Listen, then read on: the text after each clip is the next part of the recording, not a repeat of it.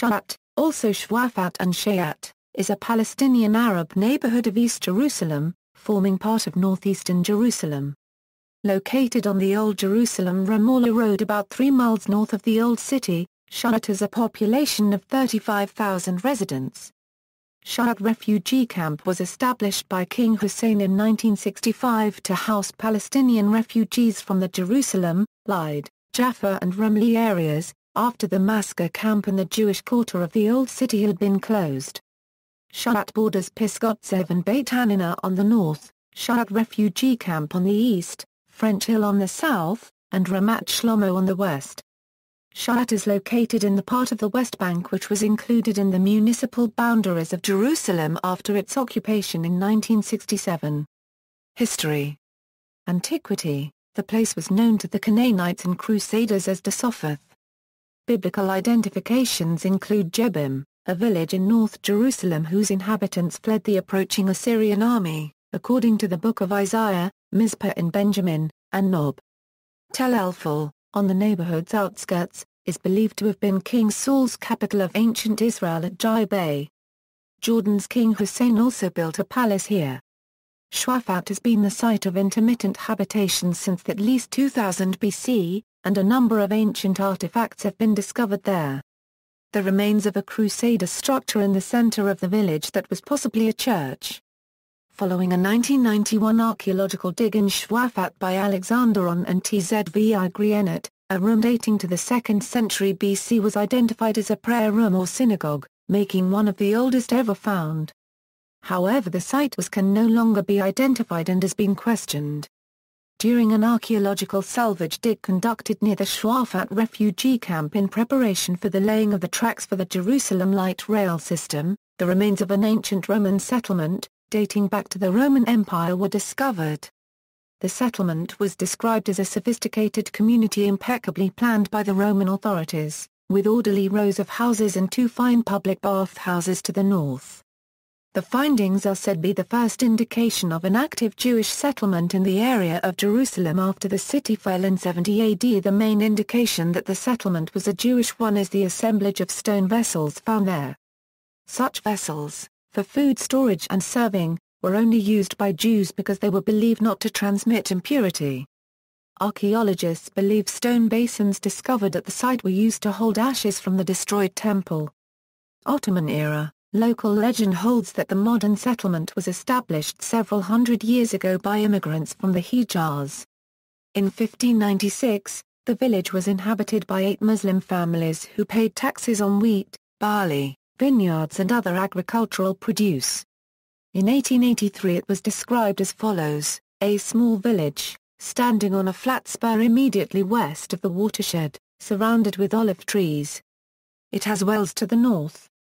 There is a sacred chapel of Sultan Ibrahim in the village. The census of 1931 recorded 539 Muslims living there.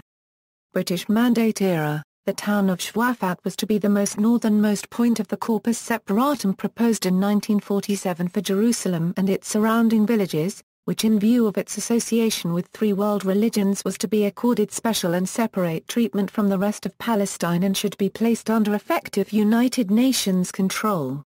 Jordanian era. In mid-February, during the 1948 Arab-Israeli War, Abd al-Qadir al-Husseini, leader of Palestinian irregulars in the area, tried to persuade the residents of Shu'afāṭ to attack the neighboring Jewish village of Neve Yaakov, but the invitation was declined.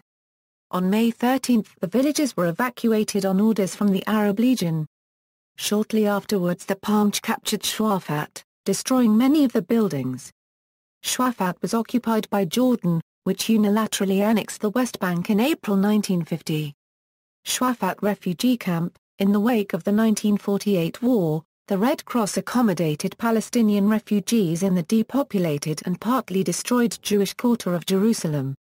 This grew into the Mascar refugee camp managed by UNRWA, which housed refugees from 48 locations now in Israel.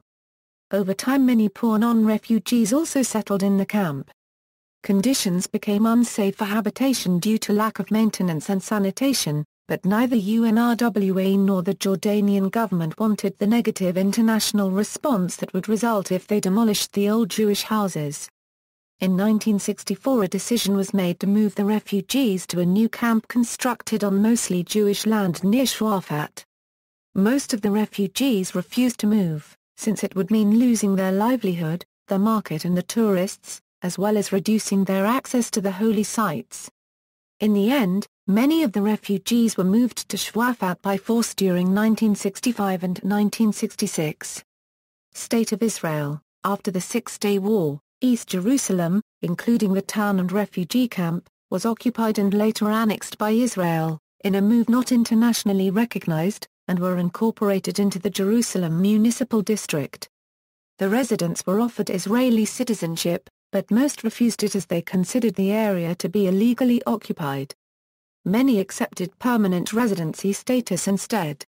The Shu'afat refugee camp is the only Palestinian refugee camp located inside Jerusalem or any other Israeli-administered area. While its residents carry Jerusalem identity cards, which grants them the same privileges and rights as regular Israelis, the camp itself is largely serviced by the United Nations Relief and Works Agency, even though 40 to 50% of the camp's population are not registered refugees. The Israeli West Bank barrier was partially constructed between the camp and the rest of Shu'afat and Jerusalem. Some health services are provided by Israeli clinics in the camp. The Israeli presence is limited to checkpoints controlling entry and exit. According to Aramim, the camp suffers from high crime because Israeli police rarely enter due to security concerns, while the Palestinian civil police force does not operate in Israeli-administered municipalities. Unlike other UN-run refugee camps, residents of Shu'afat camp pay taxes to the Israeli authorities. In a survey conducted as part of the research for the book Negotiating Jerusalem, it was reported that 59% of Israeli Jews supported redefining the borders of the city of Jerusalem so as to exclude Arab settlements such as Shu'afat, in order to ensure a Jewish majority in Jerusalem. In July 2001, the Israeli authorities destroyed 14 homes under construction in Shu'afat on the orders of then-Mayor Ehud Olmert, who said the structures were built without permits. No one was yet living in them. The families acknowledged they do not own the land they built on, but believe they had permission to build there from Islamic Trust religious authorities and argue that obtaining permits to build legally is nearly impossible. Olmert said the houses were being constructed on public land in a green area, and posed a security threat to the Jews of Pisgat Ze'ev. According to Isabel Kirshner of the New York Times, Shu'afat suffered from an absence of municipal planning, overcrowding, and potholed roads in 2007. As Prime Minister, Ehud Olmert questioned whether the annexation of areas like Shu'afat into the Jerusalem area was necessary. The Israeli initiative to transfer control of the area to the Palestinian National Authority led to a split in the community. A camp official favored being under Palestinian sovereignty, while the neighborhood's Mukhtar rejected the plan, citing his residents' participation in Israeli elections as well as the danger of Palestinian rocket attacks on Israel. Urban development. In 2012, Sorbonne scholar Professor Sylvain Bull cited the Shu'afat refugee camp for its urban renewal dynamic, seeing it as an example of a creative adaptation to the fragmented space of the camps towards creating a bricolage city, with businesses relocating from East Jerusalem there and new investment in commercial projects. 3 stations of the first Red Line of the Jerusalem Light Rail are situated in Shu'afat, Shu'afat North, Shu'afat Central and Shu'afat South. The neighborhood unregistered trademark S Main Street, Shu'afat Road, was previously part of Route 60. In the 1990s a new route was built to the east of the neighborhood, a dual carriageway with 3 lines in each direction, relieving traffic congestion along the road. See also, List of places in Jerusalem, references. External links, Why is the Shu'afat refugee camp seething? Shu'fat, articles from UNWRA.